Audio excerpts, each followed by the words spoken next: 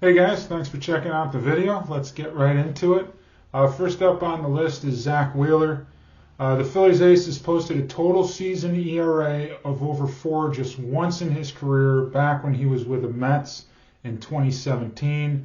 And after posting a 4.33 ERA over 12 starts this season, in his most recent start, he pitched a no-hitter through 7 1/3 against the Tigers. But as what's become the norm for him, unfortunately, he didn't pick up the win because he just doesn't get the run support that he needs. Ongoing theme with the pitchers on this list. But while he hasn't been very consistent lately, I think this might be a good opportunity to pick him up without having to give away a ton, hopefully. Obviously, this is the buy low video, so hopefully you can buy him low right now. But I do think his recent start is a good sign for things to come, and he could have a really good second half of the year. Again, he's been consistent in terms of ERAs under 4. He's been a pretty solid pitcher, so I don't see any reason why not to pick him up, especially when you can get most likely a good value for him. Next up is Sandy Alcantara. He won the Cy Young Award last season. He's having a pretty rough start to the year with a 5.07 ERA and a 2-5 record. And in his last start against Oakland, of all teams, he did give up 5 runs in 7 innings pitched off 6 hits. But if there is a silver lining, he did give up all those runs and 4 hits in just one of those innings. And he didn't walk a batter after allowing 13 in his previous 4 starts. So that is a good sign if you look beyond just the box score. He's definitely had some control issues this season, which is obviously only fueling his disappointing start.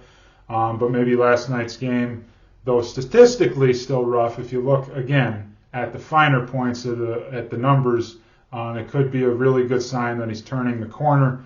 And remember, this is a guy that's never finished worse than a 3.88 ERA over a full season. Again, like Zack Wheeler, very consistent. So obviously, I think he's worth trading for if you believe in him long term, especially at a value. And next up is Dylan Cease, who finished second to Justin Verlander in Cy Young Award voting last season. Actually had a pretty good start to the season, allowing just a single run in 3 straight starts, going 5 straight without a loss. But since picking up his second win of the season on April 10th, he's had just 1 win in his last 11. But again, some of that is due to run support issues as well. He's given up just 3 or fewer runs in 5 of his last 6 starts, including just a single run in each of his starts this month. So he is having a good June. But again, he wasn't able to get the win in either of those. Even though the White Sox won, they won each game 2-1. Again, not getting the run support.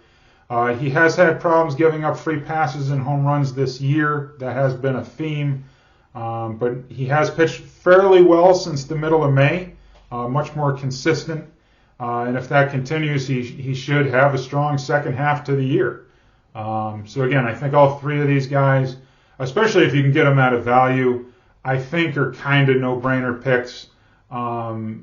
It just looks like you can buy them low. And even if you trade them down the line, it's worth a shot in the end, I think, for the talent that you'd be picking up. So that wraps it up for me. Thanks as always for watching, and we'll see you again soon.